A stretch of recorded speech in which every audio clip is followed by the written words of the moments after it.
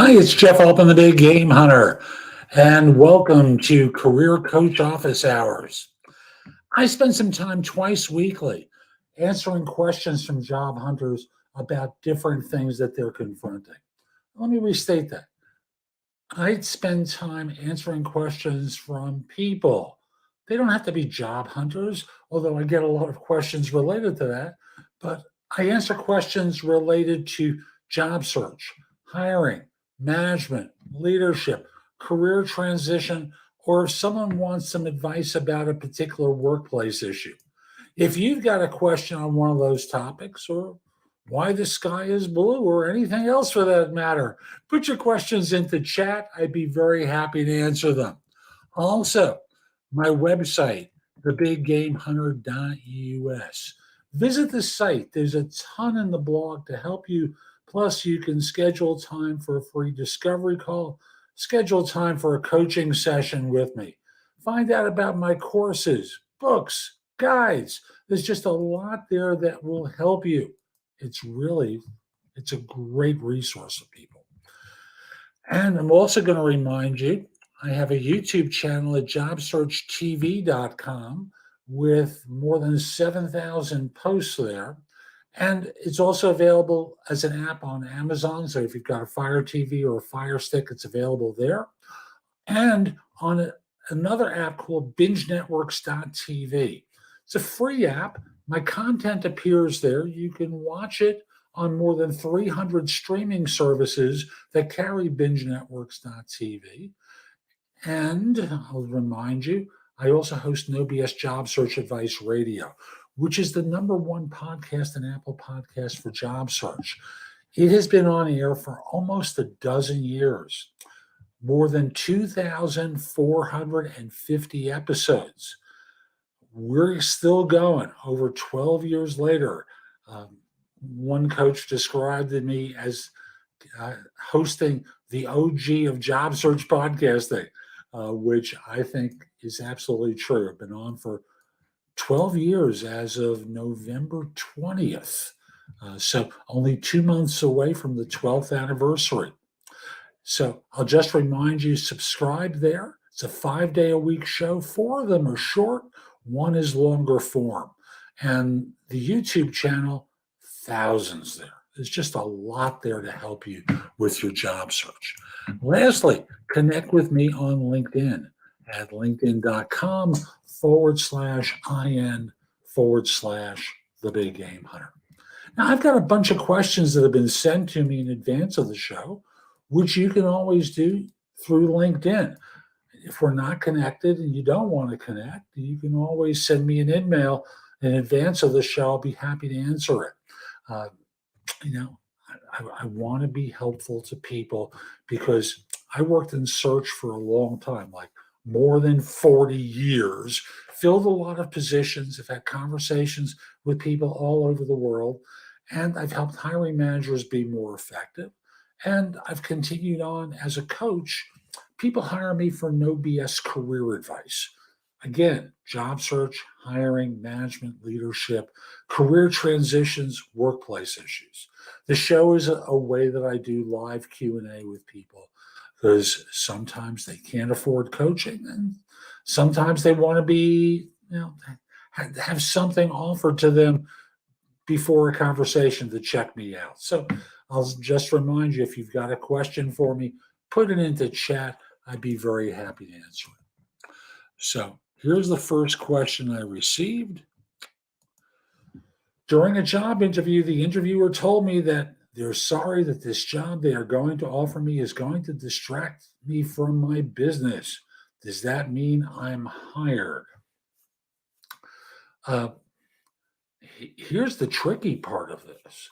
They're probably making you an offer, but they're going to expect you to give them greatest attention and not your business.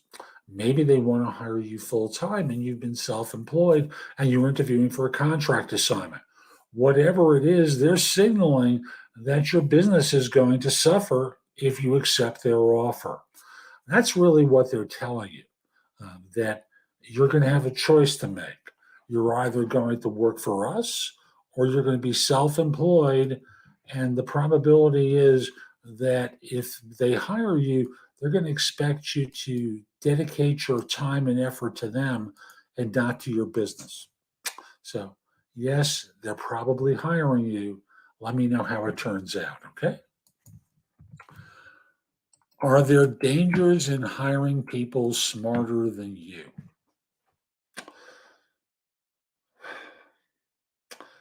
I think the simplest way I could point it out is it's not about hiring people smarter than you per se. It's about hiring people who are arrogant and smarter than you. Being smarter than you is not intrinsically a problem.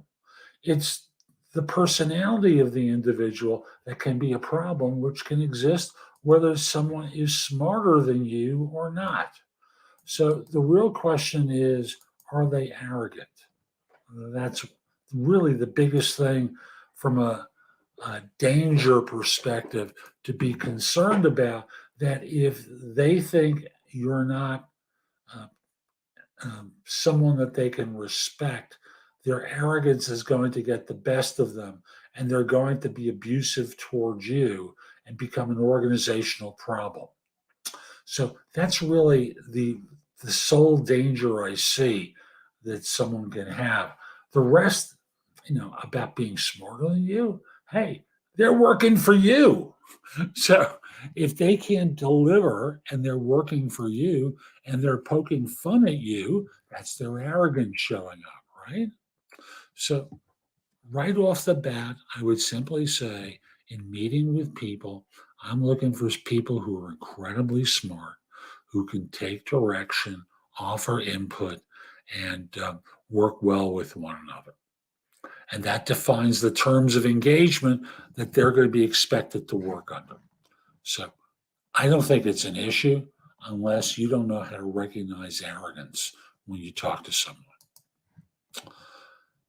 Okay. How would you find and fit in a role where the uniqueness or skills are more important than on paper experience in terms of promotion within the company? Slow and steady wins the race, but are there any major factors or opportunities in today's uneven career that most people are overlooking? I'm going to deal with the first part of this. How would you find and fit in a role where uniqueness and skills are more important than on paper experience? I think the simplest way I can recommend is be referred by someone who knows you and the hiring manager well enough to identify that you can help them and vice versa.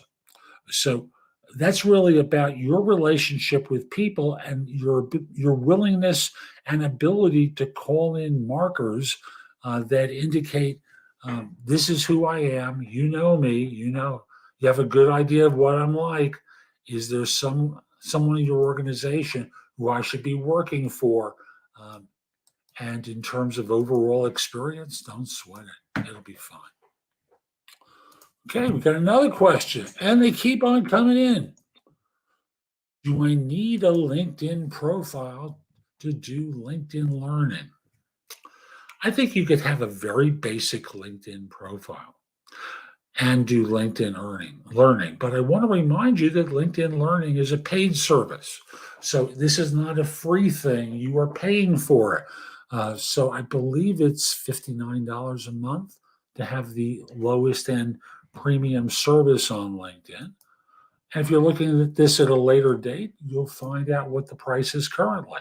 So just look at what the cost is of LinkedIn Learning.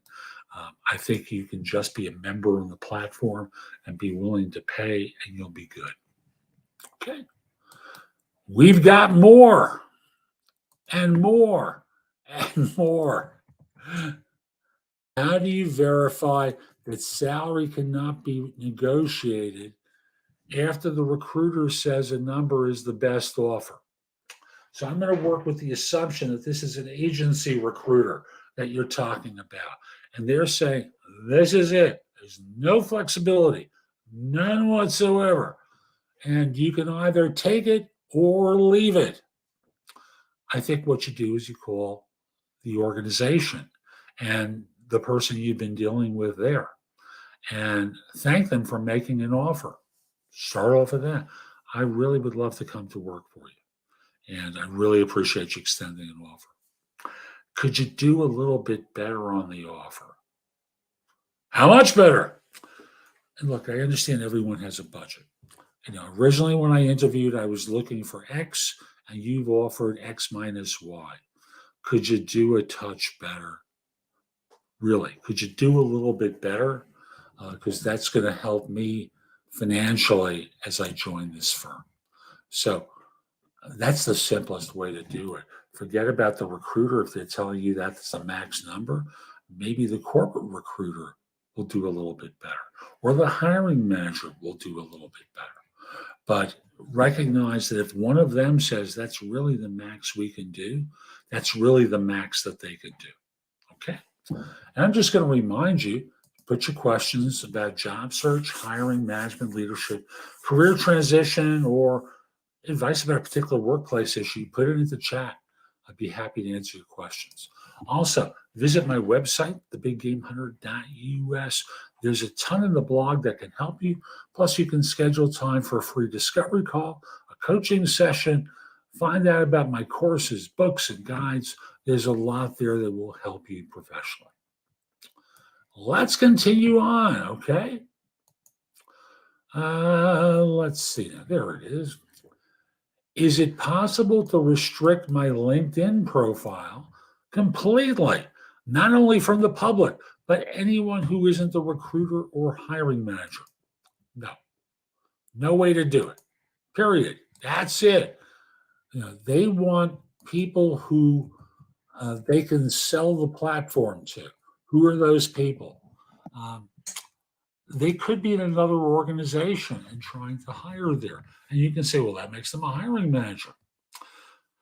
Maybe they haven't updated their profile to demonstrate that. And thus they show as a senior developer, supervisor, something along those lines. They wouldn't necessarily demonstrate that you're a hiring manager. And, the long and the short of it is, they don't make that feasible for members to do because they sell access to your profiles, everyone's profiles, so that there's a way that they can develop relationships with people. Now, I'm going to read this because it's a little long. And excuse me if I do a lengthier copy and paste than I normally do, but I think this was a good summary of what the circumstances are. And that is, let's see now, my apologies, there we go. Did I destroy my career? For 10 years, I've been working for an extremely fast-paced, high-tech company, experiencing tremendous growth year after year. I've been performing at a high level until the end of 2020. As I'm recording this, it's this September of 2022.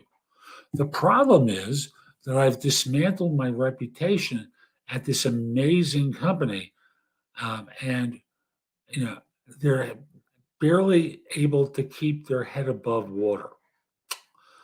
The problem is he or she has a new manager, and they're concerned. So they finally told their leader that this person was having a hard time and showed them the status of all their work. The house of cards came down. He is fantastic. He said he noticed that I haven't been very devoted to my line of work, that things seem to be going slow, but that generally I'm being hard on myself and I'll get back on track. He understands that mental health, burnout, and all the factors within. So the question is, did they destroy their career at that particular firm?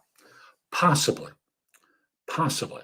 The question is, how do you recover after that conversation with your manager, with your leader that you described? Are you going to go back and be exactly the same as you have been the last few years, or Are you going to change in what you do, get the fire back in your belly, and start doing world-class work? If not, you blew your career. It's really that simple. If you can get back in gear and demonstrate that you can generate world-class work for this organization, the fact that you had that conversation was brilliant. If you can't pull it together, you've basically demonstrated to them why it is they should let you go. That's how it is. I had to withdraw from school for 2 terms and graduated, but my GPA is very low. How do I explain this to a recruiter who's asking?